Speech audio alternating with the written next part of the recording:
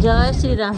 नमस्कार, मु रीनागिरी आपण को स्वागत करुँ। आमे भुवनेश्वर बाहरिलु नयागढ़ जिलार फतेगढ़ राम मंदिर बुलाया।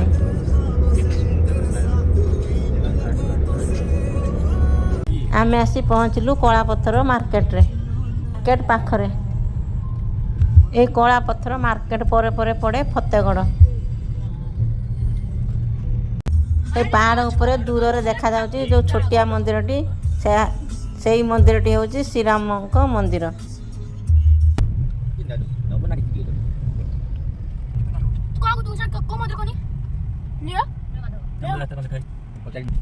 टिके आग को नुआ रास्ता करा जायची पूरा मंदिर पाखकू। आमे किंतु गाँ मध्य देई मंदिर पाखकू चलिलु।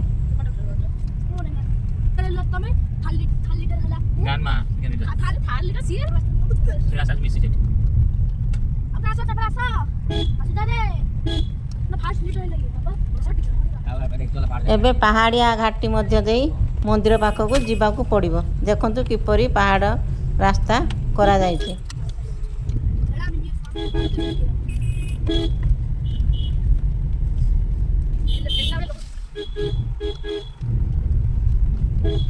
बहुत ऊंचाई है और दार्जिलिंग बढ़िया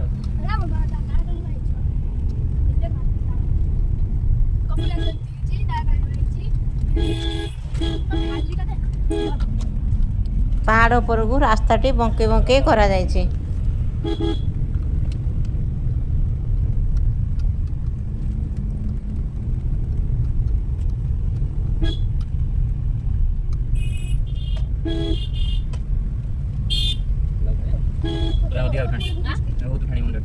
ट्रैक्टर गाड़ी करथिला ए कोन है एठी जे उठा जो ना कपड़े सब तो तो नहीं धरन खराब नहीं धोई गिरे एटा बंद कर दे बहुत उठानी बोली एटा बंद कर दे कौन उठा आसरा बनी ए मंदिर न मंदिर भाई आसी जो एटा नुआ कराई जा कर जाई लेकिन बाली देखाउ नई बाली देख हां नदी रे यो बाली देखाउ छी त बीच की ओ भाई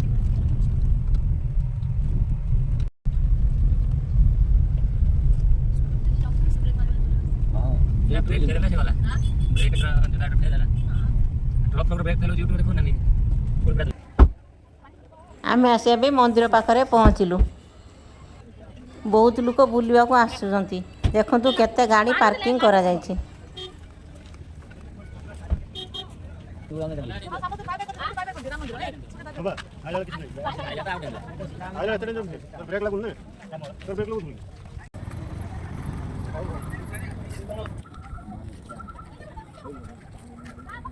देखंतु मंदिर पाखरु सबु महानदीर दृश्य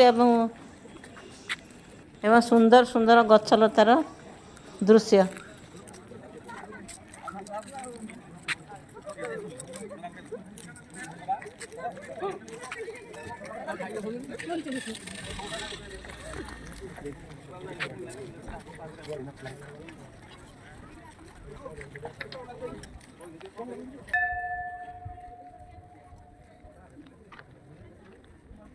मंदिर चतुर्पार्श्वे परिवेश बहुत सुंदर करा जायछि।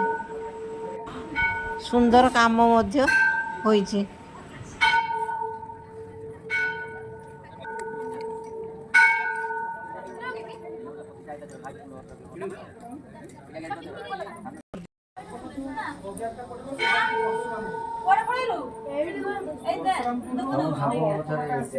यह हूँ प्रभु गणेश मंदिर।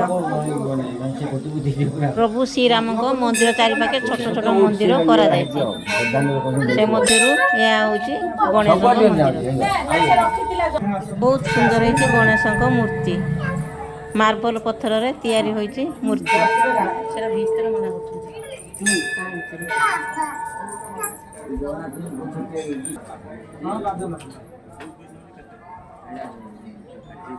देखंतु मंदिरटी केते सुंदर लागुची। बहुत सुंदर।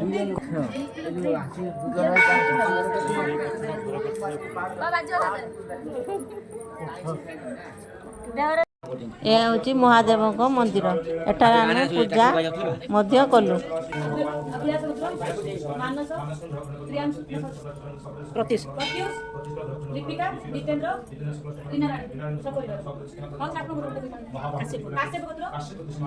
ଲିପୁ ରୀନା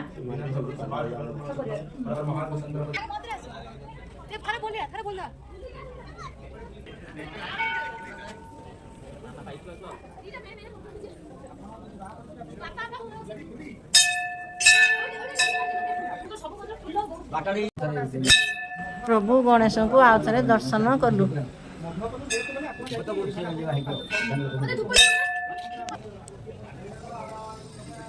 ଯେଉଁଦିନ ଅଯୋଧ୍ୟାରେ ପ୍ରଭୁ ଶ୍ରୀରାମଲଲାଙ୍କ ପ୍ରାଣ ପ୍ରତିଷ୍ଠା ହୋଇଥିଲା, ଏହିଠାରେ ମଧ୍ୟ ପ୍ରଭୁ ଶ୍ରୀରାମଙ୍କର ପ୍ରତିଷ୍ଠା ମଧ୍ୟ ହୋଇଥିଲା। ରାମ, ଲକ୍ଷ୍ମଣ, ସୀତା ସମସ୍ତଙ୍କ ମୂର୍ତ୍ତି ରହିଛି, କିନ୍ତୁ ଭିତରେ ଫଟୋ ଉଠାଇବା ପାଇଁ ମନା।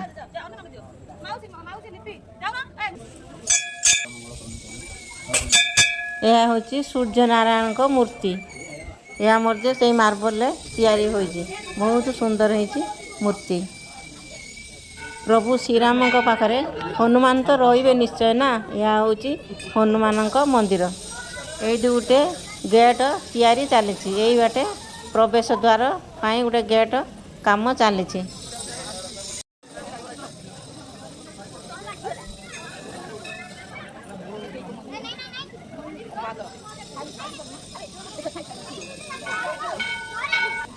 ଶ୍ରୀରାମଙ୍କ ମନ୍ଦିର ସମ୍ମୁଖରେ ଦୁଇଟି ବଡ଼ ବଡ଼ ସିଂହ ମୂର୍ତ୍ତି କରାଯାଇଛି। ଏ ପ୍ରଭୁ ଶ୍ରୀରାମଙ୍କ ମନ୍ଦିର ବଉଳା ପଥରରେ ତିଆରି କରାଯାଇଛି। ଆଉ ପାର୍ଶ୍ୱ ମନ୍ଦିର ସବୁ ମହାଦେବଙ୍କ ମନ୍ଦିର, ଆଉ ଗଣେଶଙ୍କ ମନ୍ଦିର, ସୂର୍ଯ୍ୟନାରାୟଣଙ୍କ ମନ୍ଦିର ସେସବୁ ମାଙ୍କଡ଼ା ପଥରରେ ତିଆରି କରାଯାଇଛି। ଦେଖନ୍ତୁ ମନ୍ଦିର ଚାରିପାଖ କେତେ ସୁନ୍ଦର ସୁନ୍ଦର ମୂର୍ତ୍ତିମାନ ସବୁ କରାଯାଇଛି। ବହୁତ ସୁନ୍ଦର କାରୁକାର୍ଯ୍ୟ କରାଯାଇଛି ଏବଂ ଚାରି ପାଖରେ ମଧ୍ୟ ଦ୍ୱାର ରହିଛି।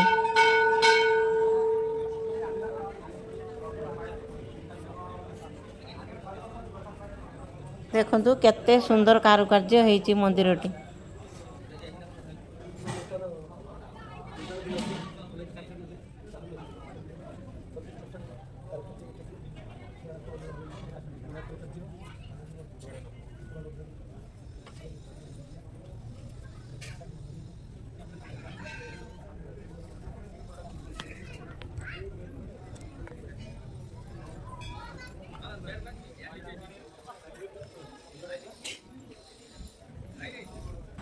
ଏହି ମନ୍ଦିରକୁ ଆମ ଓଡ଼ିଶାର ଅଯୋଧ୍ୟା ବୋଲି କୁହାଯାଉଛି।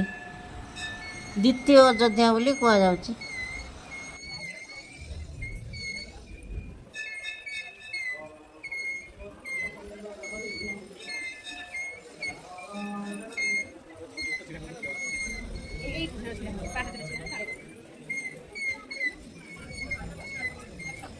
ଦେଖନ୍ତୁ କେତେ ସୁନ୍ଦର ମନ୍ଦିରଟି ଦେଖାଯାଉଛି। ଆଉ ତାର କାରୁକାର୍ଯ୍ୟ ମଧ୍ୟ ବହୁତ ସୁନ୍ଦର କରାଯାଇଛି।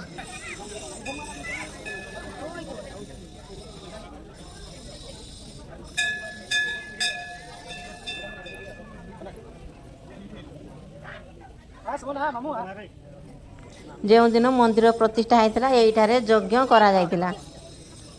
ଯଜ୍ଞ ଗୃହ ରହିଛି ଏଇଠାରେ, ଯଜ୍ଞ ଚାଳି।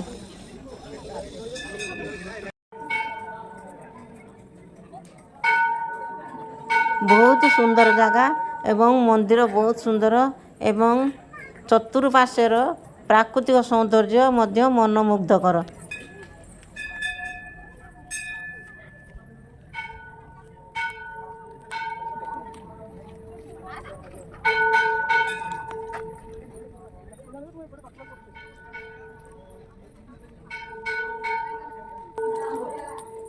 ମନ୍ଦିର ଚାରିପାଖ ବେଢ଼ା ମଧ୍ୟ ସୁନ୍ଦର ବେଢ଼ା ମଧ୍ୟ କରାଯାଇଛି।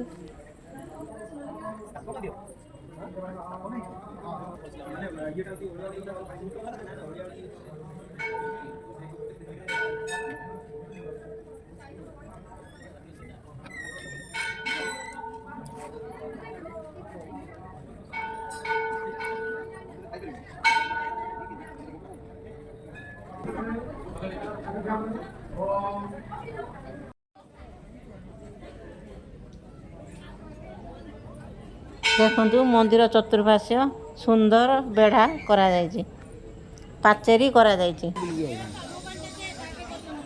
ବାବା ହଜି ଯିବ ଏ ଯୋଉ ବ୍ୟାକଗ୍ରାଉଣ୍ଡ ରେ ଏ ଯୋଉ ଆସିବ ସିନେଟା ବ୍ଲର ହେଇଗଲେ ବଢିଆ ଦେଖାଯିବ।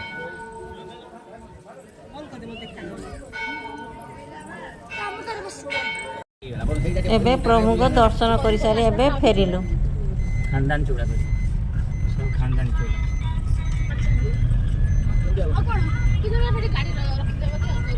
କେତେ ବର୍ଷ ଚାଲିଛି ବେଶୀ ଟର୍ଣ୍ଣିଂ ନାହିଁ ହାଇଟ୍ ରେ ଉଠିଛି ପୁରା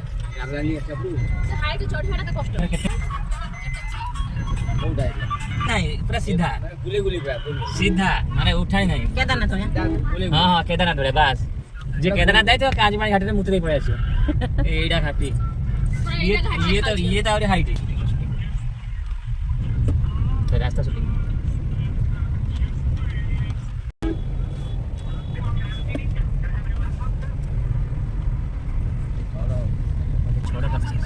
ମୋ ଭିଡ଼ିଓଟି ଯଦି ଭଲ ଲାଗିଲା ସବସ୍କ୍ରାଇବ ନିଶ୍ଚୟ କରନ୍ତୁ।